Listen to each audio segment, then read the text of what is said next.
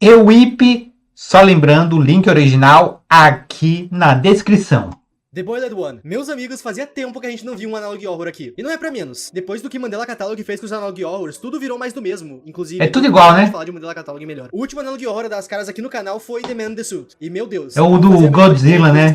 Do Homem na Roupa do Godzilla. Inclusive. E bom, nos últimos vídeos eu tenho escolhido a dedo os assuntos que vão aparecer aqui. Ainda mais quando o assunto é um Analog Horror. Então o que tem de especial em The Boiled One no canal? Bom, a gente vai falar sobre isso nesse vídeo. Opa, se tu quiser apoiar o canal de uma forma... Olha lá a loja dele. Só lembrando, galera, deixa o curtidinha pra me ajudar, hein? Não me levem a mal, meus amigos, mas pra uma história de Analog Horror pegar o WIP aqui, ela tem que ser pesada. Tem que ser boa. Pra mim, o criador que vai escrever um Analog Horror precisa de caneta e bolas pro trabalho. The Boiled One entende muito bem isso. Que série pesada. A gente tá falando de algo herege e que te observa. E tudo isso começa com um vídeo disponibilizado pela Efrata. Efrata se trata de um distrito da Pensilvânia. Agora, o que isso tem a ver com a série, a gente já vai descobrir. O vídeo começa com um daqueles rolês padrões dos Analog Horrors sobre segurança. Só que em vez de mandar trancar a casa e ter uma arma, ele nos manda ter tampões de ouvido, um lápis, uma folha de papel e uma bíblia cristã, aberta nos Salmos 91:10. Nenhum mal te sucederá, nem praga alguma chegará à tua tenda, ok? Esses objetos que é necessário ter pra segurança são um tanto quanto incomuns, mas o vídeo vai explicar deles agora. Se a tua TV começar a emitir falas em uma linguagem que tu entenda, apesar de não ser o teu idioma, coloca os teus tampões nos ouvidos e pega o teu lápis e a folha de papel. Na tua folha, tu precisa escrever a seguinte frase: eu posso ver esse papel, eu posso ver minha mão, eu não consigo ouvir o grito dos milhares, eu sou um ser humano em movimento e que respira no planeta Terra. É interessante notar que na hora que essa frase aparece, uma outra escrita em vermelho aparece por cima muito rápido. Abre aspas, não consigo ver esse papel, não tenho mão, posso ouvir as risadas dos milhares, posso ouvir a festa, não consigo me mover e nem quero. Por enquanto, isso ainda não faz muito sentido, mas vamos continuar. Tá de boa. Escrita essa frase no seu papel, tu precisa falar os Salmos 91:10 em voz alta. Mas se por um acaso coisas continuarem na tua cabeça, começa a rezar. É tudo que tu pode fazer. É muita loucura. Tu precisa tirar os tampões dos ouvidos e ligar pras autoridades pra contar tudo isso que aconteceu. Com isso, as autoridades vão te dar o amnéstica, que é basicamente um remédio feito pra te dar uma amnésia controlada. Eles vão te fazer esquecer tudo o que aconteceu. Mas afinal, o que aconteceu? O que aconteceu foi o... Que foi?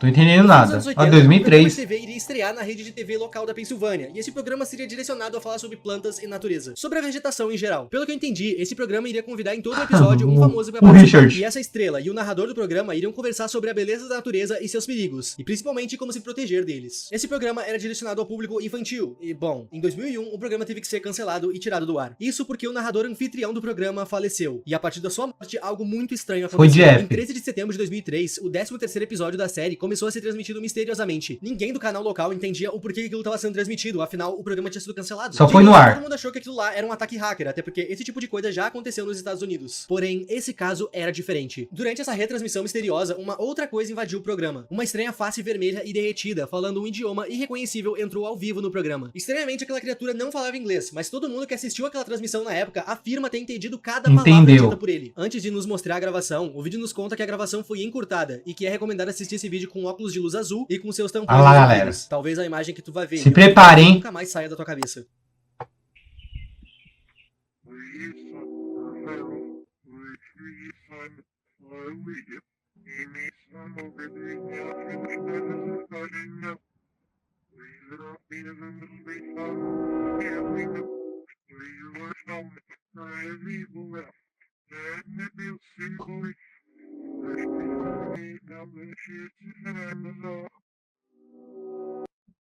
As autoridades deram um nome pra essa criatura. Aconteceu alguma coisa? 828. E o nome dessa transmissão em si ficou conhecido como Transmissão 813. Essa transmissão foi vista por aproximadamente 520 residentes do sul da Pensilvânia. E bom, as pessoas que tiveram o azar de ver essa transmissão ficaram totalmente perturbadas. Além de ficarem paranoicas com a imagem que invadiu as suas televisões, tiveram alguns efeitos colaterais totalmente realistas. Uma pessoa que não quis se identificar diz ter ficado com a imagem daquela criatura na sua cabeça de forma involuntária. E nas próprias palavras dela, eu sinto aquela criatura se alimentando da minha coluna. Uma outra pessoa diz ouvir trombetas nos seus ouvidos toda vez que ela vai dormir, e isso é muito suspeito. Quando a gente escuta esse áudio, fica bem claro que a criatura tá falando ao contrário. O áudio dela tá invertido, e a gente já fala sobre a tradução desse áudio. Toda essa questão da criatura invadir uma transmissão de TV me lembrou um outro vídeo que tem nesse mesmo canal, Starving.help. Nesse vídeo nós vimos uma criatura faminta tentando sair de dentro da TV, e esse primeiro vídeo é literalmente só isso, a criatura batendo na tela da TV por tentando sair, ó, no segundo vídeo sobre essa entidade, aparentemente ela consegue fugir da TV, e ela tá perseguindo quem tava gravando ela. Saiu mesmo. Vai se alimentar, até porque ela tava faminta. Starving Hungry literalmente significa morrendo de fome. Eu não sei dizer se essas duas séries têm alguma ligação, mas tudo indica que sim. Mas antes da gente bater o martelo, vamos continuar com a história principal. 14 de agosto de 2003, o grande apagão do Nordeste. E não, eu não tô falando do que aconteceu no Brasil. Esse apagão realmente aconteceu em 2003, mais especificamente na região nordeste dos Estados Unidos. E os motivos variam, desde erros humanos ao próprio clima. O ponto é, isso realmente aconteceu, mas a gente não tem um motivo exato do que aconteceu. Tá vindo ele, vocês ouviram? O tá aqui justamente para explicar o porquê isso aconteceu. Esse apagão, que afetou milhares de locais, franquias, trabalhos e até mesmo vidas, foi premeditado. Por quem? O governo dos Estados Unidos. Depois que a primeira transmissão dessa criatura aconteceu, os estragos se refletiram na sociedade. As pessoas ficaram doentes, não iam trabalhar e algumas até tiraram a própria vida depois de verem... Virou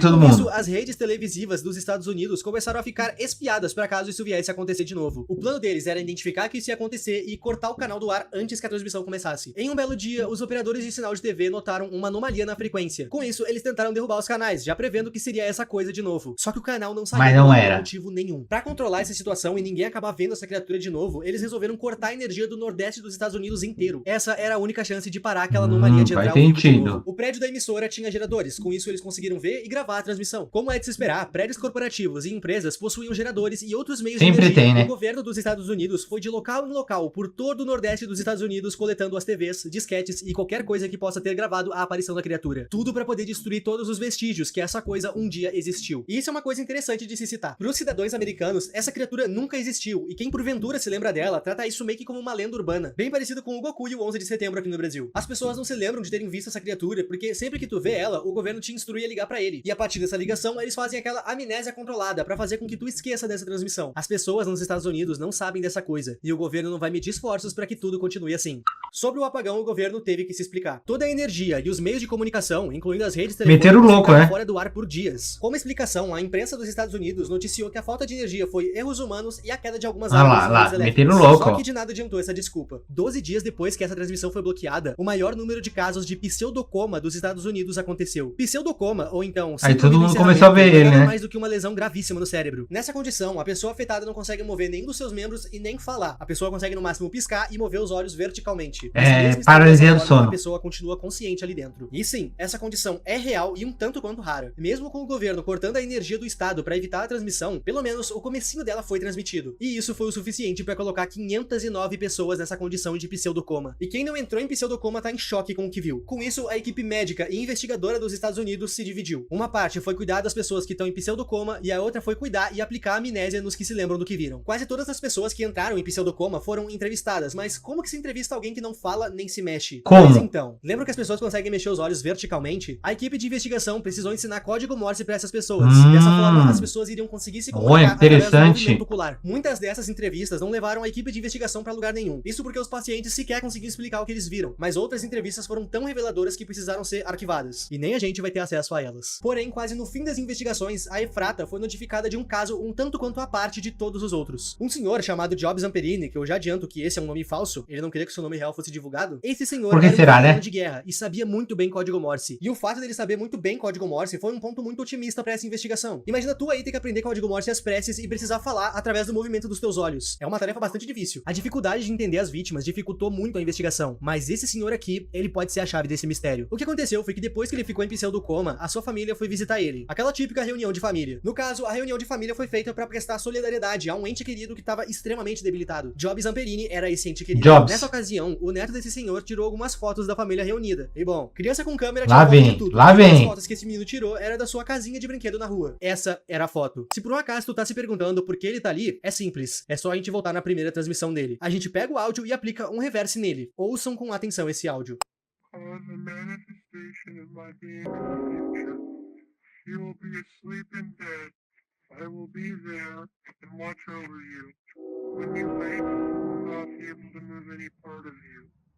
Olha.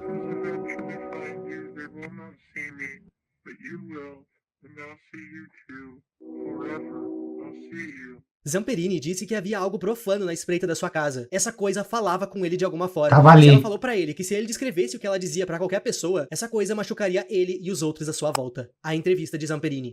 Durante a entrevista, o investigador Gomes vai perguntar a ele se algo mudou desde que ele ficou naquela condição. O Zamperini vai dizer que em todo canto ele vê um rosto vermelho e desfigurado. O Gomes pergunta se ele já havia visto aquele rosto em algum outro lugar antes na sua vida. E o Zamperini diz que nunca viu antes daquela transmissão. O Zamperini também cita que, junto daquele rosto, ele também começou a ouvir alguma espécie de trombeta toda vez que ele vai dormir à noite. Ele cita que aquela criatura tá perto deles. O rosto tá ali com eles. O rosto tá na janela. Tá observando. É tipo o anjo da morte. You will hear the laughter of thousands as the sky opens up. You will hear the trumpets play their happy sounds. The strength blood of life will pour down onto us all. Together, we will be still. Together, a feast fit for a king. Together, melded by love and purest connection. Be still.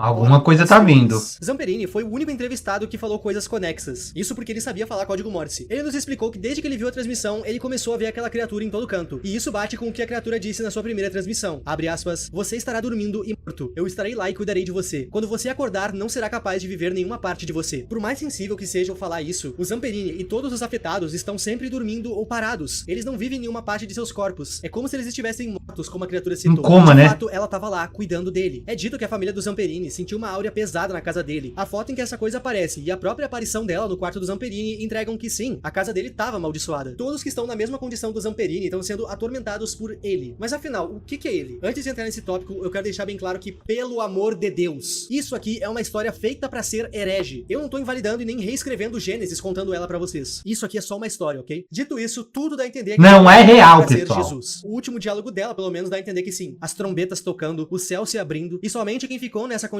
ouve as tais trombetas. E isso remete diretamente pro livro de Apocalipse. Quando as 7 trombetas tocarem, os mais fiéis serão arrebatados para o reino dos céus. E isso determina os fins dos tempos. Será? Existem locais que dizem que quando os fiéis forem arrebatados e salvos, a terra vai se tornar um local abandonado por Deus, com as pessoas que não aceitaram Jesus reinando em sofrimento. E tá, se as pessoas que ouviram essa criatura estão ouvindo as trombetas, isso quer dizer que o Apocalipse chegou? Mas cadê Jesus? Pois então, meus amigos, segundo a cultura pop, isso é Jesus. Mas segundo a própria Bíblia, a gente não tem nenhuma referência exata pra face de Jesus. E se os anjos são assim, eu não duvido de nada que possa vir depois. Ou tu vai me dizer que tu não notou a coroa de espinhos aqui. Lembrando que isso aqui é totalmente ficcional. Abaixem esses paus e pedras, meus amigos. Eu sei que é bem óbvio que isso aqui não é real, mas se tratando de algo religioso, eu tenho medo de ser mal interpretado por vocês. Eu já mexi com algo santificado e tô sendo odiado até hoje. É claro que eu tô me referindo à vez que eu falei de Ben 10. Sinceramente, eu acredito que isso aqui seja um farsante. Diversas vezes ele precisa deixar extremamente claro que só existe ele e a pessoa que o viu no mundo. Na parte em que ele aparece no quarto dele, a frase do quadro muda para I can see you. E durante a conversa por código Morse, um código passa muito rápido na tela que diz ninguém além de eu e você. Isso aqui me parece algum tipo de lavagem cerebral. Não é à toa que somente depois de ver isso na TV que as pessoas entram em pseudocoma. Se tu não olha pra ele, tu não é afetado. Fora que o governo dos Estados Unidos aprendeu a identificar a invasão dele e conseguem travar o sinal antes dele aparecer. E isso é comprovado no final desse vídeo. Mas independente tá abrindo um portal aí. Que a criatura conseguiu. As trombetas tocaram e os céus se abriram em sangue. Tá querendo entrar na Terra. Disso, a gente só vai descobrir depois que o criador lançar uma parte 2 dessa história. Povinho, me contem as teorias de vocês aqui nos comentários. Se tu é apegado, muito bom, galera. Se sinta ofendido com essa história. Isso aqui é uma peça midiática feita justamente pra te causar essa estranheza. Ficção. Isso aqui embaixo que o Ip tá precisando. Eu agradeço muito a ajuda. Muito obrigado aos membros e a tu que tá vendo esse muito vídeo. Bom, galera, muito bom. E tchau. Só lembrando, galera, que o link original vai estar aqui na descrição. Muito obrigado e não se esqueça de deixar um like, porque isso me ajuda demais. Valeu e a gente se vê no próximo vídeo deste humilde pequeno canalzinho. Valeu demais!